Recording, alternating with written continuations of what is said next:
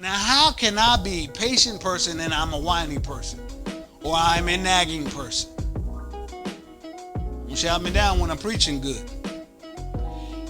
How can I be a patient person when I'm continuously frustrated with my husband or frustrated with my wife? Did I say what I'm saying is easy? No. This is the reason why we started with the premise. This requires the aid of the Holy Ghost.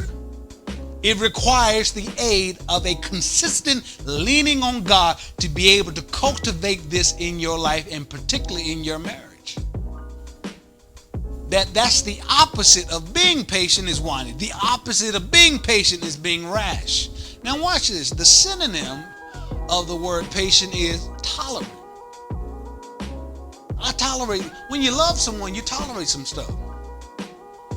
Now you believe in God, maybe some areas for them to change, but there's a lot of stuff that it suffers. That's why the King James used the word, it suffers long. Another word or synonym is forbearing, understanding. It is accommodating. It's easygoing. Now notice, if you are to your spouse a tolerant, forbearing, understanding, accommodating, and easygoing spouse, you know how the climate inside of your house would change? That, there's some areas that we got to fix, but I start with my prayer life first with God, that the complaints or the issues that I have with my spouse, I take them to God.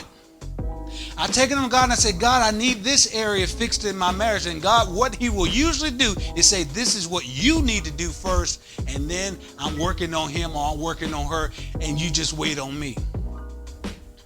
But in the process, he says be tolerant. In the process, he says be forbearing. In the process, he says be understanding. In the process, he says be accommodating. In the process, he says be easygoing. Now watch this. The Greek word literally means to be patient, which means bearing the offenses and injuries of others. It is that Greek word there literally means when it talks about, when it says suffereth long or patient, it literally is translated is bearing the offenses and the injuries of others. I'm patiently dealing with this. I'm not condemning you. I know that you are walking with your walk with God. I'm walking with my walk with God. And I know as we continue to lean on him first, God will help us be able to work this out. And I'm patient with you because I know that you are a work in progress. And so am I. It means, watch this, slow in avenging. It means slow in anger. It means slow to punish. Let me say that again. That Greek word literally is translated slow in avenging. I'm not looking to get you back. A tick for tat. You did this, so I cut you. You cussed me, I cuss you. You are the steward of the climate in your marriage.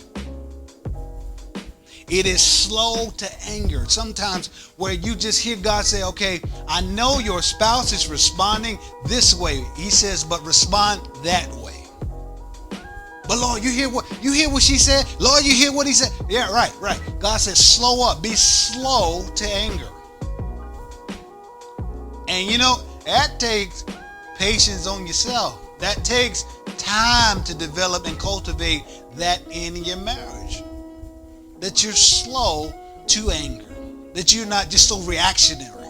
Here you go. She said something, here you go fly no. He said something, here you go fly no. But I'm slow to anger against my spouse because we are in this together.